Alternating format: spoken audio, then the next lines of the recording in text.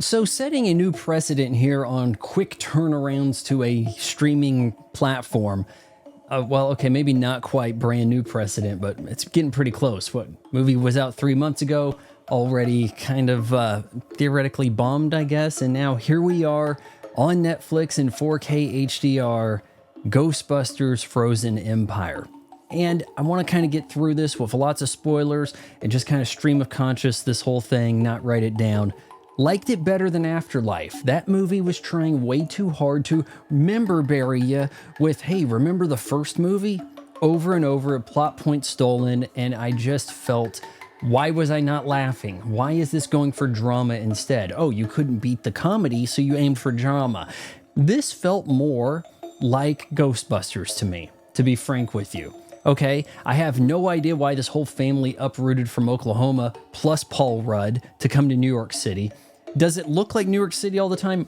The exterior of the Ghostbusters fire station looks off, and that's probably because they built it up in like London. They had to do like a soundstage thing, and it doesn't always work for me, but hey, could be worse. And there are times where Ecto 1, which should be put to pasture, because look, if you're running a business, that was the car that they could afford in 1984.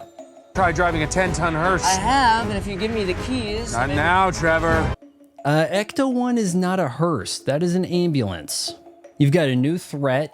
I don't fully understand it, but it's a guy who wants to free stuff, and icicles don't shoot upwards. That's really a matter of the water kind of melting a little bit at a time, and then it becomes like a pointy stick down. It doesn't go up. But at least it's not somehow Palpatine has returned. Can almost understand Lucky interning, but Stranger Things kid Wolfgang, he has nothing to do in this show whatsoever. I mean, it's so, by the end, he gets to drive Ecto 1. He restored it and drove it to begin with through like a field of wheat. Like, we've already been here. Now, I chastised the last movie saying, well, okay, so how come Egon doesn't talk? Well, he's a ghost and ghosts don't talk. Okay, now we have a talking ghost. What are you going to say now? You know I'm a ghost, right? And it's probably not a coincidence that she looks a lot like the girl who plays Wednesday Addams. And I think we backed out of, at the last second, a lesbian ghost romance. Clearly that is what we were leading up to. There was going to be a kiss, and there wasn't. Thankfully, I kind of feel like maybe there should have been. Camille Nanjiani, probably saying that wrong, he was perfectly okay. There were new people added to this that look like they could inherit the role of Ghostbusters.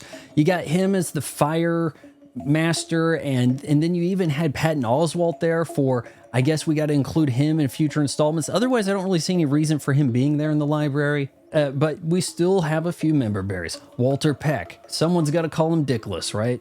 And as the returning Ghostbusters go, clearly Dan Aykroyd and Ernie Hudson are more invested than Bill Murray. But I think we got a suitable amount of Bill Murray, and it was nice seeing Janine finally suit up. So I'm okay with that. Did we get to the third act in a weird way? Yes, we did.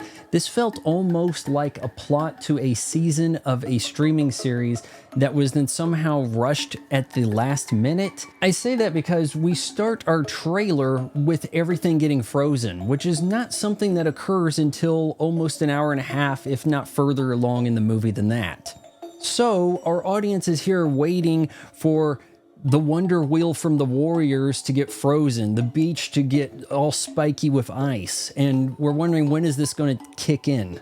Maybe we've even shown our cards a little too soon that not Wednesday Addams the ghost is going to betray the girl, but hey, they came around, everything was set up, she was into the matches, she started a fire, they needed that fire, the fire master, okay, now we're kicking things in together. Hey, they even had brass there for their pole, you know, at the firehouse.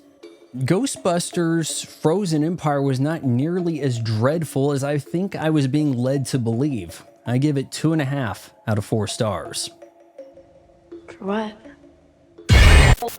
If you appreciate a YouTube channel that doesn't just pad out content to get to the 8-minute mark so that it can hammer you with ad breaks, then you should subscribe to my son's channel. You just got done watching it.